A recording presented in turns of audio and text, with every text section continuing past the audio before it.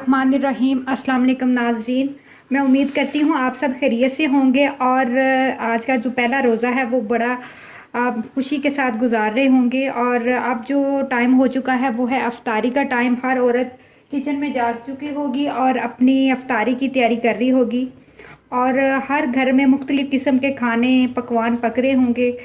बच्चों की फरमाइश अलग होगी और बड़ों की फरमाइश अलग होगी।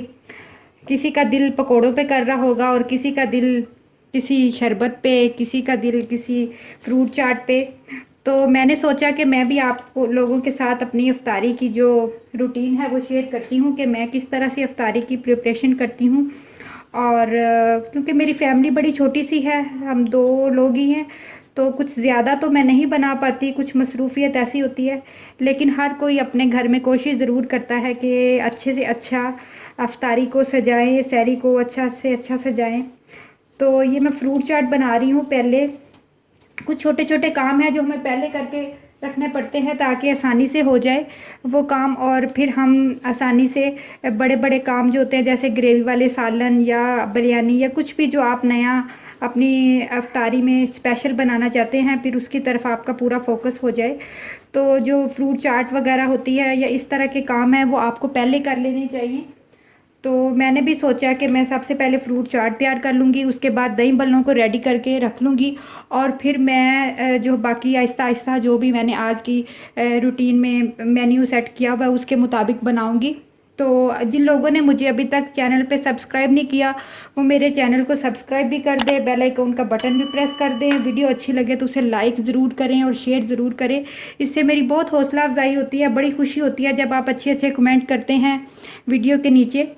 तो अब मैं फ्रूट चाट तैयार करके फिर उसके बाद दही बल्ले तैयार करूँगी। इसके लिए मैंने कुछ ज़्यादा फ्रूट चाट मैं नहीं बना रही, बहुत हैवी हो जाती है।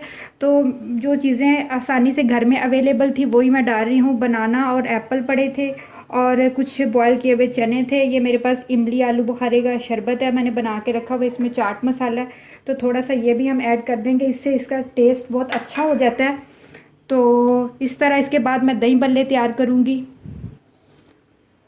जी। तो नाजरीन, फ्रूट चाट मेरी रेडी हो गई थी। अब मैं दही बल्लों की तैयारी कर रही हूँ। भल्ले मैंने पहले से बना के थोड़े फ्रीज़ करके रखे हुए थे, इसकी रेसिपी भी मैं अपने चैनल पे ऑलरेडी लगा चुकी हूँ। और अब मैं भल्लों को रेडी करके इसका प्लेटेड सेट करके फ्रीज़ कर दूँगी, फ्रिज में रख दूँगी।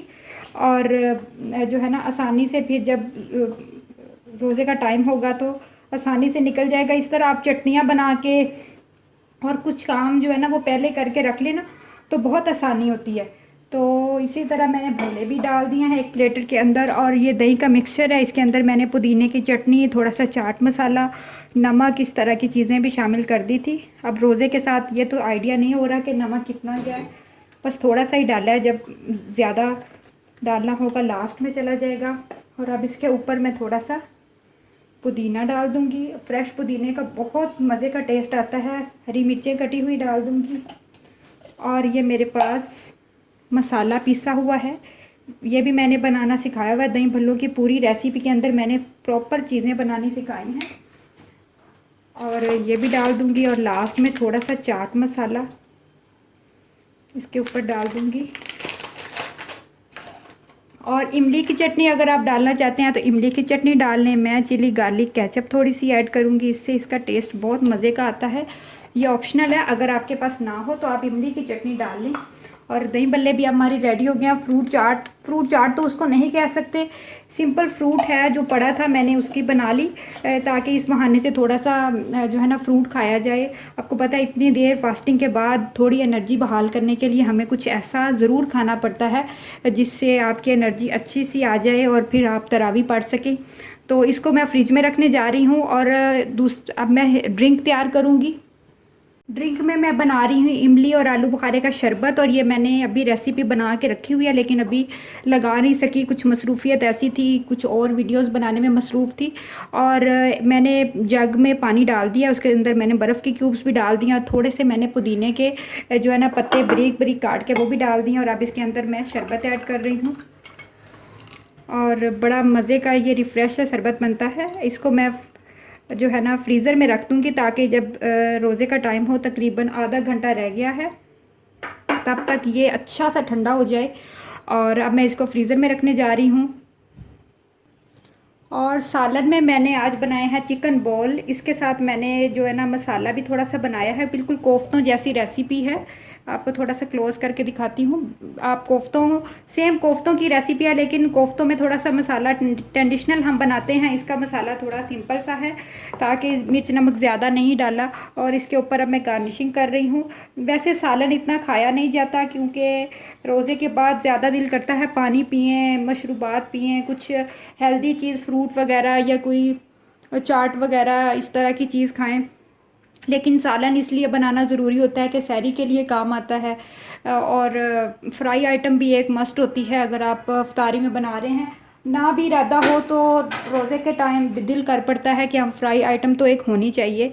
तो फ्राई आइटम में मैंने बनाए हैं ब्रेड पैटीज़। बहुत मज़े की रेसिपी है, ये रेसिपी भी अनकरीब मैं अपने चैनल पे लगा दूँगी। और जो है यही मेरी अफ्तारी की प्रिपरेशन है। ये तमाम प्रिपरेशन रेडी हो गया, ड्रिंक भी रेडी हो गई है, और जो है वो हमारे दही भल्ले भी रेडी हैं, चाट भी रेडी है, सालन भी रेडी है। ओह, मुझे याद आया, अभी मैंने आटा नहीं गूंदा, आटा भी गूंद लेती हूँ ताकि रोटी बनाते वक्त जल्दी से झटपट सी बन जाएगी। तो चलिए अब मैं आटा गूंथती हूँ जल्दी से झटपट सा, और उसके बाद फिर मैं इसकी सेटिंग करूँगी अपने डाइनिंग टेबल की। वो भी आप लोगों को दिखाऊंगी कि मैं किस तरह से डाइनिंग टेबल सेट करती हूँ। बहुत सिंपल सा है, सारी चीज़ें बहुत सिंपल सी हैं, लेकिन फिर भी आप लोगों को दिखाऊंगी कि मेरी इफ्तारी की क्या रूटीन है। आपने इसको लाइक ज़रूर करना है। ये मैंने ब्रेड पैटीज़ बना के इसको शेप दे के फ्रिज में रख दिए हैं। और अब जब अफ्तारी के बाद शायद मैं इनको फ्राई करूं, पहले नहीं फ्राई करूंगी, क्योंकि जब अफ्तारी हम करते हैं तो फ़ौरन ही पानी पीने लग जाते हैं, या दही भल्ले खाने लग जाते हैं, या फ्रूट चाट वगैरह। तो होता क्या है कि ये जो फ्राई आइटम्स होती है ना, इनकी जो ग्रेस होती है वो तो होती है, इनके क्रंचीपन में, गरम गरम खाने में तो वो ख़त्म हो जाती है, वो फिर मज़ा नहीं देती। तो मेरी आदत है कि जब हम अफ्तारी हो जाती है, मगरिब की नमाज़ हो जाती है, 8 सवा 8 बजे 9 बजे मैं फ़्राई करती हूँ ऐसी चीज़ें, और फिर ही इस्तेमाल करती हूँ। उससे थोड़ा ये होता है कि हम अफ्तारी के बाद जब रात को तरावी पढ़ते हैं तो वो हज़म भी हो जाती है। एकदम से आप बहुत ज़्यादा खा लें, बहुत ज़्यादा पानी पी लें तो वो बहुत ज़्यादा ओवर ईटिंग हो जाता है, और वो फिर बहुत आपको मसला बन जाता है। तो इस वजह से मैं इसको बाद में फ्राई करूँगी। और बाकी तमाम चीज़ें मेरी रेडी हैं, बस आटा गूंदने वाला है, झटपट सा आटा गूंदते हैं और फिर हम मिलते हैं अफ्तारी के टेबल पे। तो चलिए मिलते हैं अफ्तारी के टेबल पे। आप लोग सोच तो रहे होंगे कि मैं अपनी वीडियो में कुछ देर पहले कह रही थी कि मैं जो है वो पैटीज़ अभी फ्राई नहीं कर रही, और मैं अफ्तारी के बाद वो फ्राई करूँगी। तो हुआ कुछ इस तरह कि मैं आटा गूंदने के बाद, तमाम किचन को समेटने के बाद जब अपने रूम में गई वापस, तो मेरे हस्बैंड ने आज का मेन्यू मेरे से पूछा कि आप आज अफ्तारी में क्या बना रही हैं। तो मैंने डिटेल से सारा मेन्यू बताया, मैं डाइनिंग टेबल सेट कर रही थी। तो फिर उन्होंने ख्वाहिश ज़ाहिर की कि आप पैटीज़ भी साथ ही फ्राई कर लें। तो ये कैसे हो सकता है कि औरत को हस्बैंड कोई फरमाइश करे और वो उसको पूरा ना करे। तो इसलिए मैंने सोचा कि चलें थोड़े से साथ ही फ्राई कर लेती हूँ, बाकी कुछ जो है वो बाद में जब उनका दिल करेगा फ्राई कर लूँगी। और आजकल तो आपको पता है फरमाइशें औरतों पे बहुत ज़्यादा बर्डन होता है, अफ्तारी का, सहरी का, और फरमाइशें भी बहुत ज़्यादा, जो हर फैमिली मेम्बर डिफरेंट डिफरेंट, और बच्चे भी आजकल जो हैं वो बहुत ज़्यादा फरमाइशें करते हैं। मेरा जो बेटा, मेरा शहज़ादा छोटा सा है, लेकिन अक्सर मुझे वो फरमाइशें करता है। कभी कहता है मुझे कपकेक बना के दें, कभी कहता है मुझे पिज़्ज़ा बना के दें, और मुझे इतनी हंसी आती है कि वो नाम कैसे याद कर लेता है। और उसको अब हर चीज़ का नाम याद है, हर चीज़, डिफरेंट चीज़ें हैं, जैसे कि राइस बने हो तो मुझे कहेगा कि मामा आपने बिरयानी बनाई है। और इस वीडियो में मैं कुछ जो है ना आप लोगों के साथ बातें भी शेयर करना चाहती थी, लेकिन कुछ टाइम नहीं मिल सका। तो मैं तमाम उन औरतों को सलाम पेश करती हूँ, तमाम औरतों को जो अफ्तारी बनाती हैं, सहरी बनाती हैं, बच्चों को संभालती हैं, घर को देखती हैं। उनके ऊपर बड़ी टफ़ रूटीन होती है। आजकल वैसे जॉब पे तो नहीं जा रही, लेकिन कुछ औरतें जो जॉब करती हैं, लेकिन बहुत सारे और भी काम हैं जो औरतों पे उनकी ज़िम्मेदारी होती है, देखती हैं। तो मेरा तरफ से उन सब औरतों को सलाम है।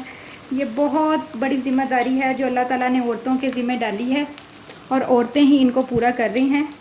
फ्राई करने के लिए मैंने कबाबों को डाल दिया है, और रोज़े के साथ बिल्कुल घबराती नहीं है। पैटीज़ हमारे अच्छे से फ्राई हो रहे हैं, बहुत हल्की आंच पे मैं इनको फ्राई कर रही हूँ। आपने तेज़ आंच पे कोई भी चीज़ कभी भी फ्राई नहीं करनी, उसका नुकसान क्या होता है कि बहुत जल्दी फ्राई हो जाती हैं और वो अंदर से फिर कुक नहीं होती। वैसे तो अंदर जो मैंने चीज़ें ऐड की हैं वो सारी कुक ही हैं, लेकिन ब्रेड को भी फ्राई होने के लिए थोड़ा आप टाइम दिया करें। और बात हम दोबारा से शुरू करते हैं, पिछली जो बातें कर रही थी। पहले वक्तों में तो औरतें बहुत ज़्यादा मेहनत करती थी। मैं अपनी अम्मी का दौर याद करती हूँ, या अपनी फैमिली में बहुत सारे मेंबर्स ऐसे हैं। तो पहले तो इतनी मशीनरी भी नहीं होती थी जिस तरह अब तो चॉपर आ गए, ग्राइंडर मशीनें और बहुत सारी इजी काम हो गए हैं।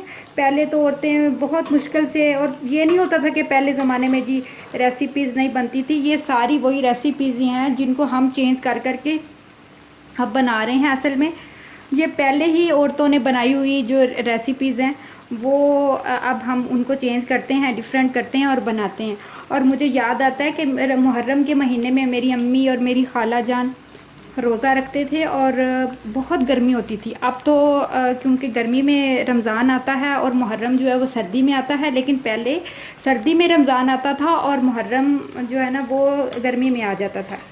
तो बहुत ज़्यादा गर्मी होती थी और पूरी पूरी देग हलीम की उन्होंने बनानी है। उसके अंदर उन्होंने खीर की देग बनानी। पहले तबरकात घर में ही बनाए जाते थे और जो है ना वो अल्लाह की राह में दिए जाते थे। ये मेरे कबाब फ्राई हो गए, मैं इसको डिश आउट करती हूँ। मज़ेदार से ये जो हमारे कबाब हैं वो हमारे अच्छे से फ्राई हो गए हैं।